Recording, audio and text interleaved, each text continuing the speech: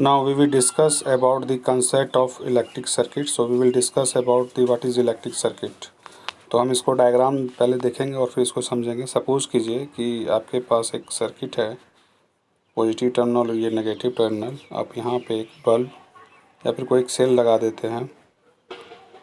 जैसे ये close path होगा पॉजिटिव टर्मिनल और नेगेटिव टर्मिनल में, क्लोज पाथ का मतलब होगा स्विच हम जैसे ऑन करेंगे, तो स्विच जब हम ऑन करेंगे तो इलेक्ट्रॉन जो है फ्लो करेगा इस डायरेक्शन में, नेगेटिव टर्मिनल से पॉजिटिव टर्मिनल में, और करंट का डायरेक्शन होगा इस डायरेक्शन में, पॉजिटिव टू टर्मिनल। और ये फिर जब बल्ब हमारा ब्लो करना शुरू हो जाएगा तो इसको, इस पूरे सिस्टम को जो हमने इस तरह से वर्कआउट करवाया है उसको हम कहते हैं इलेक्ट्रिक सर्किट।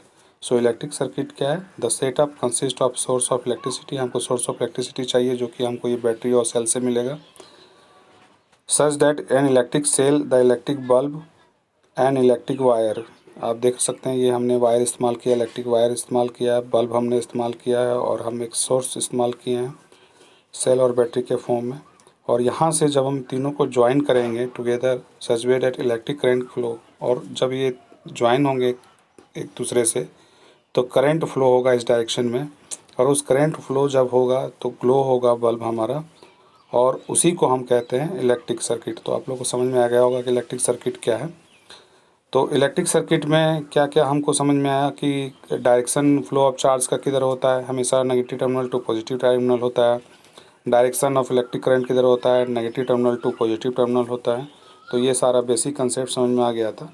अब इस कुछ डायग्राम में हम देखेंगे और समझेंगे। इस नीचे कुछ डायग्राम दे रखा है कि अलग अलग हमने ज्वाइनिंग की है और सर्किट कंप्लीट करने का शुरू किया। तो पहले वाले में आप देख सकते हैं कि हमारा बल्ब जल रहा है, दूसरे वाले में बल्ब जल नहीं रहा है क्योंकि हमारा जो है प्रॉपर कनेक्टिविटी नहीं है, बीच में यहाँ पे कनेक्शन टूट गई है। तीसरे वाले में हमने सिर्फ पॉजिटिव टर्मिनल को जोड़ा है, नेगेटिव टर्मिनल को नहीं जोड़ा है, तो बल्ब नहीं जलेगी। नेक्स्ट वाले में डायग्राम में हमने दोनों के दोनों नेगेटिव टर्मिनल से जोड़ रखा है, तब भी हमारा बल्ब नहीं जलेगा। नेक्स्ट वाले केस में देखिए यहाँ पे हमने दोनों केस में पॉजिटिव टर्मिनल जोड़ रखी है, तो यहाँ पे भी बल्ब नहीं जलेगा। जब हमारा पॉजिटिव और नेगेटिव टर्मिनल की कनेक्टिविटी होगी तभी हमारा बल्ब ब्लो करेगा। तो यहाँ पे सबसे बड़ी इम्पोर्टेंट ये है कि हमारे पास दो टर्मिनल होना चाहिए, एक पॉजिटिव टर्मिनल और एक नेगेटिव टर्मिनल, और जब किसी बैटरी और सेल से इसको कनेक्टिविटी करेंगे तभी हमारा बल्ब जलेगा। किसी एक पार्टिकुलर कनेक्टिविटी से कभी भी बल्ब नहीं जलेगा। तो इस डायग्राम से आपको समझ में आ गया होगा कि कनेक्शन किस तरह से किया जाता है, जिससे फ्लो ऑफ इलेक्ट्रॉन्स होते हैं और फ्लो ऑफ इलेक्ट्रॉन की वजह से करंट प्रोड्यूस होती है और उसी से बल्ब हमारा ब्लो करता है। अब कंसेप्ट आता है कि फ्यूज्ड किसको कहते हैं। फ्यूज्ड कब होता है?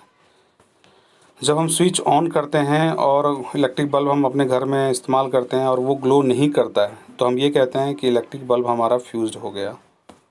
तो आपको फ्यूज़ के बारे में समझ में आ गया हो कि फ्यूज़ क्या है, कि जब भी हम स्विच ऑन करते हैं इलेक्ट्रिक करंट प्रॉपर तरीके से फ़्लो नहीं होती, जिससे हमारा ग्लो नहीं होता, बल्ब हमारा ग्लो नहीं होता, जिसके वजह से हम इसको फ्यूज़ नाम देते हैं। तो फ्यूज़ का कंसेप्ट आप लोगों को समझ में आ गया होगा। फ्यूज़ के कई कारण हो सकते हैं, मैनी रीज़न हो सकते हैं किस किस वजह से फ्यूज़ हो सकती है। तो पहला जो रीज़न हमारा होता है वो होता है ब्रेकिंग ऑफ फिलामेंट। आपकी फिलामेंट बल्ब की अगर टूट गई है तो बल्ब आपका वर्कआउट नहीं करेगी, ब्लो नहीं होगी, जिसको हम फ्यूज़ के नाम से जानते हैं। फिलामेंट ऑफ बल्ब ब्रेक हो गया। इलेक्ट्रिक सर्किट अगर आपका कंप्लीट नहीं है, break the path of electric current, जिस पाथ से करंट फ्लो कर रही है वो पाथ आपका टूट गया है, तब भी आपका बल्ब फ्लो नहीं होगा। तो ये सारे क्या हैं, रीज़न हैं जिसके वजह से हम कह सकते हैं कि हमारा जो है फ्यूज़ बल्ब है, हमारा बल्ब फ्यूज़ है या वर्किंग में नहीं है। तो नेक्स्ट टॉपिक हम लोग